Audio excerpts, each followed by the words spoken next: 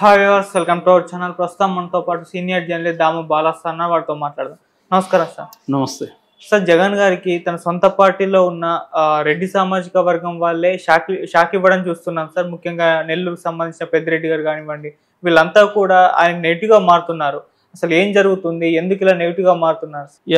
మామూలుగా నెల్లూరులో మనం ఆల్రెడీ ముగ్గురు రెడ్డి ఎమ్మెల్యేలు, కోటమిరెడ్డి శ్రీధర్ రెడ్డి, ఆనం రామనారాయణ రెడ్డి, మేకపాటి చంద్రశేఖర్ రెడ్డి ముగ్గురు కూడా లాంగ్ బ్యాకే వైసీపీ నుంచి బయటకు వెళ్ళిపోయారు. దానికి కారణం ఆ ముగ్గురికి కూడా నెక్స్ట్ ఎలక్షన్లో టికెట్ ఇవ్వనని లాంగ్ బ్యాక్ ఆయన తేల్చేయడం. దాంతో వాళ్ళు రెబల్స్గా బయటకు వచ్చి ఎమ్మెల్సీ ఎన్నికల్లో కూడా తెలుగుదేశానికి ఓటేశారు. దాంతో వాళ్ళను పార్టీ నుంచి సస్పెండ్ చేస్తున్నట్టు ఇప్పుడు వాళ్ళను తీసేయమని స్పీకర్ కూడా నోటీసులు ఇచ్చారు వాళ్ళకి. అది జరుగుతుంది. సో ఇప్పుడు ఏమైందంటే ముఖ్యంగా ఇద్దరు ఎంపీలు, ఒకరేమో మాగుంట శ్రీనివాసులు రెడ్డి, ఆయన ఒంగోలు ఎంపీ, ఆయనకి ఈసారి టికెట్ ఇవ్వలేదంటున్నారు. బాలినేని అనేక సార్లు దీని మీద గొడవలు పడడం, ఫైనల్గా చెవిరెడ్డి భాస్కర్ రెడ్డిని ఒంగోలు ఇన్ఛార్జిగా పెట్టడం, ఆయన వెళ్ళి బాలరెడ్డిని కొంత పాసిఫై చేసి ఆయన్ని తీసుకొచ్చి జగన్తో మాట్లాడించి కొంత సర్దుబాటు జరిగిందని చెప్తున్నారు. అయితే మాగుంట శ్రీనివాసరెడ్డి మాత్రం సీరియస్గానే ఉన్నాడని చెప్తున్నారు. ఇంకొక ఎంపీ, రాజ్యసభ ఎంపీ వేమిరెడ్డి ప్రభాకర్ రెడ్డి, ఆయన ఏప్రిల్లో అయిపోతుంది ఆయన టర్మ్. సో ఆయన చాలా నిజానికి ఆయన జగన్తోనే ఉన్నాడు, ఆయనకి మళ్ళీ సీట్ ఇస్తానని చెప్తున్నారు. కానీ ఆయన సీరియస్గా హర్ట్ అయినాడని చెప్తున్నారు. ప్రధానంగా అనిల్ కుమార్ యాదవ్ విషయంలో, అనిల్ కుమార్ యాదవ్ అక్కడ ఇబ్బందులు ఉన్నాయి. రెండు సార్లు గెలిచాడు ఆయన. లాస్ట్ టైం చాలా నేరో మార్జిన్తో నారాయణ మీద గెలిచాడు. ఈసారి గెలిచే పరిస్థితి లేదని అతన్ని తీసుకొచ్చి నర్సరావుపేట ఎంపీగా పెట్టారు. సో ఇప్పుడు ఖలీల్ అని అక్కడ అనిల్ కుమార్ యాదవ్ క్యాండిడేటు, తనని అక్కడ అనిల్ కుమార్ స్థానంలో ఎమ్మెల్యే నియోజకవర్గంలో ఎమ్మెల్యే ఇన్ఛార్జిగా పెట్టారు. సో ఇది వేమిరెడ్డి ప్రభాకర్ రెడ్డి హర్ట్ అయ్యాడని చెప్తున్నారు. ఎందుకంటే నేను ఇక్కడ ఎంపీగా ఉంటే నాకు తెలియకుండా, నాకు ఒక మాట మాత్రం చెప్పకుండా ఖలీల్ని తీసుకొచ్చి పెట్టడం అనేది కరెక్ట్ కాదు. ఖలీల్కి గెలిచే స్థాయి లేదు, మీకు అంతా తప్పుడు నివేదికలు వస్తున్నాయి. కనీసం ఒక మర్యాద కన్నా నాకు ఒక మాట చెప్పుండాలి, చెప్పలేదు అని అతను అల్లి కూర్చొని అతను ఫోన్లు స్విచ్ ఆఫ్ చేసుకొని జగన్కి అందుబాటులో లేడని చెప్తున్నారు. అయితే నిన్న 2 రోజుల క్రితం ఈ వేమిరెడ్డి ప్రభాకర్ రెడ్డి, ఆదాల ప్రభాకర్ రెడ్డి, మాగుంట శ్రీనివాసులు రెడ్డి వీళ్ళందరూ కలిశారని చెప్తున్నారు. ఈ మీటింగ్కి కృష్ణదేవరాయలు, నర్సరావుపేట ఇంతకుముందు ఎంపీగా ఉన్న కృష్ణదేవరాయలు కూడా అక్కడి నుంచి టికెట్ లేదని గుంటూరుకి రమ్మని చెప్తే ఆయన నేను రిజైన్ చేస్తున్నానని రిజైన్ చేసేసాడు ఎంపీకి అండ్ వైసీపీకి. సో అతను కూడా కలిసినాడని చెప్తున్నారు. ఇటు మాగుంట, ఇటు వేమిరెడ్డి, కృష్ణదేవరాయలు, ఆదాల ప్రభాకర్ రెడ్డి వీళ్ళందరూ కలిశారు. బట్ ఆదాల ప్రభాకర్ రెడ్డి ఇంకా బయటపడట్లేదు, కానీ అతను కూడా బయటపడే ఇది కనిపిస్తుందని చెప్తున్నారు. సో ఇప్పుడు ఆయన వేమిరెడ్డి తెలుగుదేశంలో చేరబోతున్నాడని, మాగుంట శ్రీనివాసరెడ్డి తెలుగుదేశంలో చేరబోతున్నారని, ఇద్దరికి కూడా తెలుగుదేశం తరఫున సీట్లు గ్యారంటీ అని, ఈవెన్ ఈ వేమిరెడ్డి వాళ్ళ భార్యకు కూడా ప్రశాంతి రెడ్డికి కోవూరు కానీ సర్వేపల్లి కానీ తెలుగుదేశం తరఫున ఎమ్మెల్యే సీట్ ఇస్తారని చెప్తున్నారు. ఇక రాయదుర్గం మనం అప్పుడే చెప్పుకున్నాం, కాపు రామచంద్రారెడ్డి, ఆయన అయితే చాలా సీరియస్గా శాపనార్థాలు పెట్టాడు. ఆయన నేను ఏ పార్టీ నాకు టికెట్ ఇచ్చినా నేను వెళ్ళిపోతానని చెప్పాడు. అయితే నిన్న ఆయన మీడియాతో మాట్లాడుతూ జగన్ నన్ను పిలుస్తున్నాడు ఎప్పటి నుంచో, నేను ఫోన్ కూడా తీయలేదు, మొన్న అసెంబ్లీలో కనబడి అన్న బాగున్నావా అన్న, కోపం తగ్గిందా అన్న అని అడిగాడు. నేను నవ్వురుకున్నాను. తర్వాత కాపీ తాగుతూ రండన్నా అని తన ఛాంబర్కి తీసుకెళ్ళి కాపీ ఇచ్చాడు. తర్వాత నేను ఢిల్లీ వెళ్తున్నాను, ఢిల్లీ వెళ్ళొచ్చినా కలుద్దాం అన్నాడు. ఢిల్లీ వెళ్ళొచ్చినాక కూడా నాకు కబురు పంపారు, కానీ నేను పూజలు వాటిలో బిజీగా ఉన్నాను, ఇంకొక 5-6 రోజులు బిజీగా ఉంటానని చెప్తున్నాడు. అంటే దాన్ని బట్టి ఏంటంటే అతను ఇంకా ఏదో పార్టీలతో టచ్లో ఉన్నట్టుగా తెలుస్తుంది. అంటే అతనికి తెలుగుదేశం ఇస్తారా, జనసేన, లేకపోతే ఎవరు, లేకపోతే షర్మిలానా, ఇవన్నీ చూసుకొని అతను ఏది మంచి ఏది చెడు చూసుకొని వెళ్ళేట్టుగా ఉన్నాడు. అతను కూడా నేను బాగా హర్ట్ అయినని చెప్తున్నాడు.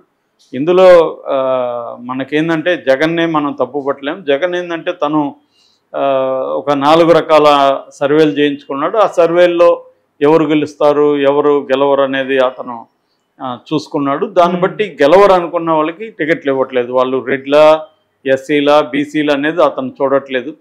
ఎందుకంటే బీసీలో రెడ్లో అనుకొని వాళ్ళకి టికెట్ ఇస్తే వాళ్ళు ఓడిపోతే అసలుకే మోసం కదా. కాబట్టి అతను ఏంటంటే వీళ్ళు ఏ కులము ఏ మతము ఎవరు అని తనకి ఎంత దగ్గర అనేది చూడట్లేదు, గెలుస్తారా లేదా అనేది క్రైటీరియా. ఆ క్రైటీరియా చూసుకున్నప్పుడు అతను ఏం చేస్తున్నాడంటే, ఒకటి సోషల్ ఇంజనీరింగ్ అంటున్నారు, అంటే కులాల సమీకరణాలు. కాపు కమ్మ కలుస్తున్నారు కాబట్టి, పవన్ కళ్యాణ్ చంద్రబాబు కలుస్తున్నారు కాబట్టి వాళ్ళని ఎదుర్కోవాలంటే బీసీ సామాజిక వర్గం వాళ్ళని తీసుకురావాలని చెప్పి ఆయన దాదాపు 11 మందికి ఎంపీ సీట్లు ఇప్పటి వరకు అలాట్ చేశారు బీసీలకి. సో కరుడు గట్టిన కమ్మ లేదా రెడ్డి సామాజిక వర్గం ఇప్పటి వరకు ఉన్న చోట కూడా ఆయన బీసీలను పెట్టారు. మనం చూస్తున్నాం రఘురామకృష్ణరాజుకు పోటీగా సెట్టిపల్లికి సంబంధించిన ఉమాబాలని అక్కడ పెట్టారు. సో అలాగా అతనేవో కొన్ని చేస్తున్నాడు. దానికి మరి లాజిక్ ఉందా, అది రీజనబులా కాదా అనేది మనం చెప్పలేం. కానీ అతను ఒక పద్ధతి అనుకున్నాడు, దానికి స్ట్రిక్ట్గా ఫాలో అవుతున్నాడు. బట్ వీళ్ళకి బొజ్జగింపుగా చెప్తున్నాడు. కొంతమంది ఆల్రెడీ ఇతనికి నెగిటివ్గా వెళ్ళిన వాళ్ళని మళ్ళీ తెప్పించుకోగలిగాడు, అలా వాళ్ళతో మాట్లాడుతున్నాడు. కానీ ఇప్పుడు ఎంత చేసినా నాకు ఎమ్మెల్యే టికెట్ ఇవ్వండి, లేకపోతే నా భార్యకి ఇవ్వండి, కొడుక్కి ఇవ్వండి అని మాట్లాడే డిమాండ్ చేసే వాళ్ళని సాటిస్ఫై చేయలేరు. ముద్రగడ ఉన్నాడు, ముద్రగడ ఏమంటున్నాడు, నాకు టికెట్ ఇవ్వాలి, నా చిన్న కొడుకు గిరికి ఇవ్వాలి, గిరి భార్యకి ఇవ్వాలి, ముగ్గురికి ఇవ్వాలి వాళ్ళ ఇంట్లో. సో అందుకనే పవన్ కళ్యాణ్ కూడా అతన్ని కలవాలనుకున్నా కూడా ఈ 3 డిమాండ్లు పెట్టబోతున్నాడు అని తెలిసి పవన్ కళ్యాణ్ కూడా పక్కన పెట్టాడని చెప్తున్నారు. సో ఇక్కడ ఏమైపోయిందంటే రాజకీయ ఆకాంక్షలు అనేవి బలంగా పెరిగిపోయినాయి. రెండోది అది పట్టుకొని వేలాడడం, ఒక పదవిని పట్టుకొని వేలాడడం అనేది కనిపిస్తుంది. సో ఇవ్వకపోతే శాపనార్థాలు పెట్టడం అది తెలుగుదేశంలోనూ ఉంది, అటు ఉంది. తెలుగుదేశంలో విజయవాడ కేసినేని నాని అదే కదా చేస్తున్నాడు. సో చంద్రబాబుని భయంకరంగా శాపనార్థాలు పెట్టడం, చంద్రబాబుకి నెగిటివ్ విపరీతంగా మాట్లాడడం, ఈయన అలాగే చేస్తున్నారు. ఇప్పుడు రేపు ఆల్రెడీ అక్కడ బుద్ధ వెంకన్న కావచ్చు, బొండ ఉమ్మ వీళ్ళందరూ కూడా సీరియస్గానే ఉన్నారు, మనకి టికెట్ రాదేమో అని. ఎందుకంటే ఆల్రెడీ కొంతమందికి మీరు వెళ్ళి ప్రచారం చేసుకోండి అని చంద్రబాబు చెప్తున్నాడు. ఎందుకంటే ఓపెన్గా అందరి టికెట్లు ప్రకటించే పరిస్థితి లేదు కాబట్టి. ఒక పక్క బీజేపీ పొత్తు ఇంకా తేల్చట్లేదు. అందువల్ల అన్ని పార్టీల్లో ఈ ప్రాబ్లమ్స్ ఉన్నాయి. ఒక రకంగా జనసేనకి ఇబ్బంది ఇప్పుడైతే లేదు. రేపు టికెట్లు అనౌన్స్ చేస్తే జనసేనలో కూడా అక్కడ ఆశాహోలు చాలామంది ఉంటారు, వాళ్ళు వస్తారు. ఒకవేళ బీజేపీ కానీ కలిస్తే జనసేనకి ఎక్కువ టికెట్లు ఇచ్చే పరిస్థితి ఉండదు. తెలుగుదేశంలో అప్పుడు ఇంకా, ఎందుకంటే బీజేపీకి జనసేనకి కలిసి ఒక బల్క్ సీట్లు ఇవ్వాల్సి వస్తుంది. అలా ఇప్పుడైతే మనకు వినిపిస్తున్న ఫిగరు తెలుగుదేశం 100, బీజేపీకి 25, జనసేనకి 50. ఆ రకంగా ఉన్నప్పుడు మిగతా తెలుగుదేశానికి 100 ఉంటే మిగతా 75 నియోజకవర్గాల్లో ఖచ్చితంగా తెలుగుదేశంలో రెబల్స్ తయారయ్యే అవకాశాలు ఉంటుంది. ఇది ప్రాబ్లం. అన్ని పార్టీల్లో కూడా ఈ ప్రాబ్లం ఉంది. జగన్ దీన్ని ముందుగానే కదిపేశాడు. 1.5 ఇయర్ ముందుగానే అతను హెచ్చరిస్తూ వస్తున్నాడు. కొంతమంది ఎమ్మెల్యేలను పిలిచి మీరు పని మార్చుకుని అంటున్నాడు. కొంతమంది ఒక దగ్గర ఇబ్బంది అనుకున్నప్పుడు వాళ్ళని వేరే దగ్గర అకామిడేట్ చేస్తున్నాడు. అది కూడా అక్కడ గెలుస్తారనుకుంటేనే పెడుతున్నాడు. సో మళ్ళీ కూడా ఇంకొకసారి కూడా మళ్ళీ ఇచ్చినాక రియాక్షన్ ఎలా ఉంది, ప్రజల్లో స్పందన ఎలా ఉంది అని తన నిర్ణయం కరెక్టా కాదని మళ్ళీ సర్వే చేయించి తన నిర్ణయం కొన్ని చోట్ల కరెక్ట్ కాదన్నప్పుడు మళ్ళీ వెనక్కి తీసుకుంటున్నాడు. ఫర్ ఎగ్జాంపుల్ గురుమూర్తి తిరుపతి నుంచి సూలేరుపేట ఎమ్మెల్యేగా పంపించాడు, కానీ అక్కడ వ్యతిరేకత వస్తుంది. మళ్ళీ గురుమూర్తిని అక్కడికి తీసుకొచ్చాడు. తిరుపతి ఎంపీగా ఉన్న ఆదిమూలం కూడా తిరుగుబాటు చేశాడు. సో ఇలాగా తను కసరత్తులు చేస్తున్నారు. ఇది మామూలే. చాలాసార్లు అన్ని పార్టీలు కూడా టికెట్ బీఫామ్ ఇచ్చినా కూడా మైండ్ మారే పరిస్థితులు ఉంటాయి.